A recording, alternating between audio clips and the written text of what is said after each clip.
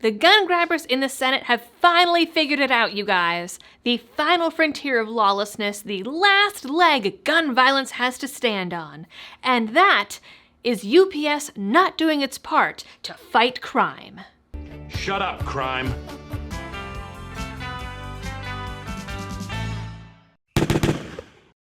Hey everyone, I have a quick update for you guys on the UPS story. And as usual today, we have Boog Baby in the back trying to scare away the gun grabbers by practicing her dinosaur noises.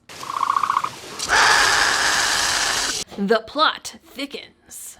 The update is not, unfortunately, that UPS has changed their minds.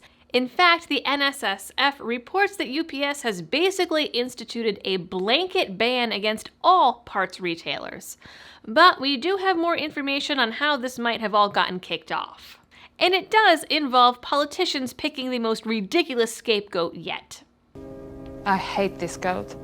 It turns out that some senators, you know, the usual anti-gun suspects of Blumenthal, Murphy, Feinstein, Markey, and Booker, sent out letters to UPS and 27 other carriers, even some based in Canada, blaming them for the US's violent crime.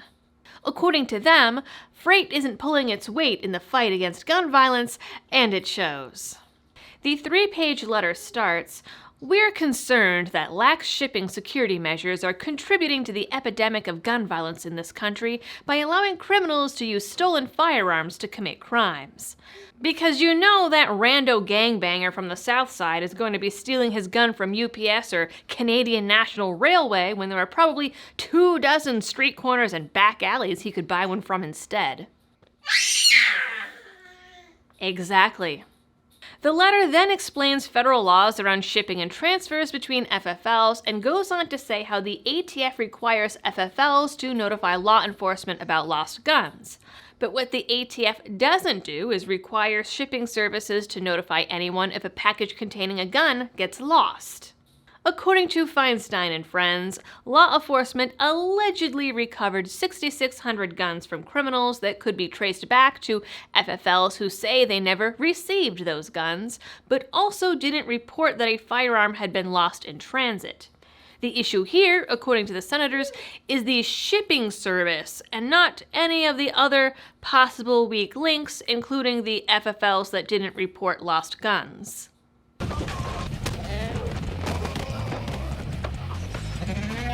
Next, they cite the LA Times, who, by the way, has recently been caught passing off anti-gun activism as fact, and they cite a report about 2 cases in which gangs stole firearm shipments from a rail yard. Put together, that can only mean one thing, that shipping services are the last bastion of violent crime, the last hurdle these senators must remove to finally enjoy a peaceful, liberal utopia full of puppies farting rainbows.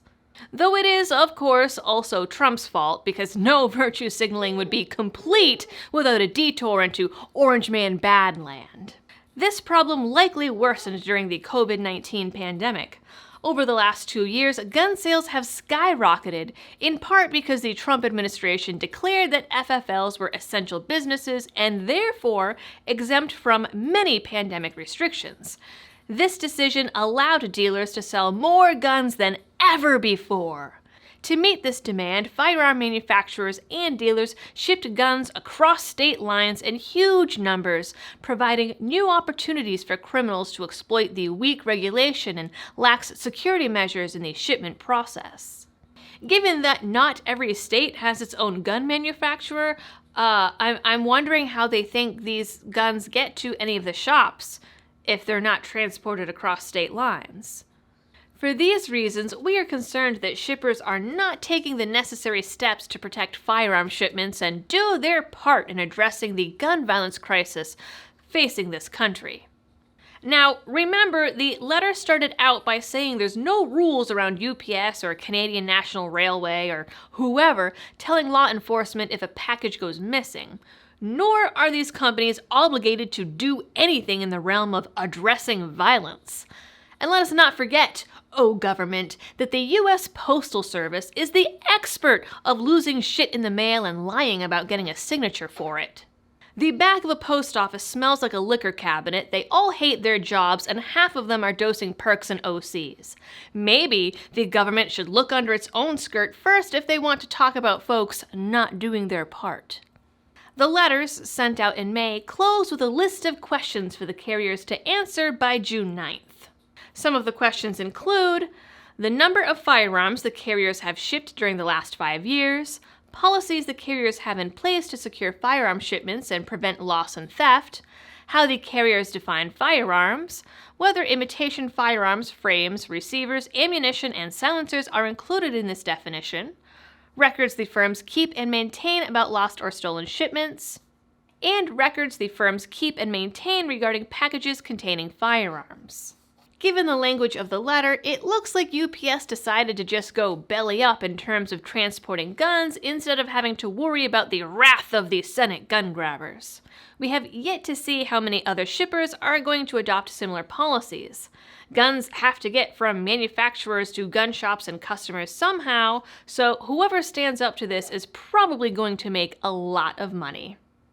That's it for this video. You guys know the algorithm drill, and as always, thanks for tuning in, stay safe, and happy shooting.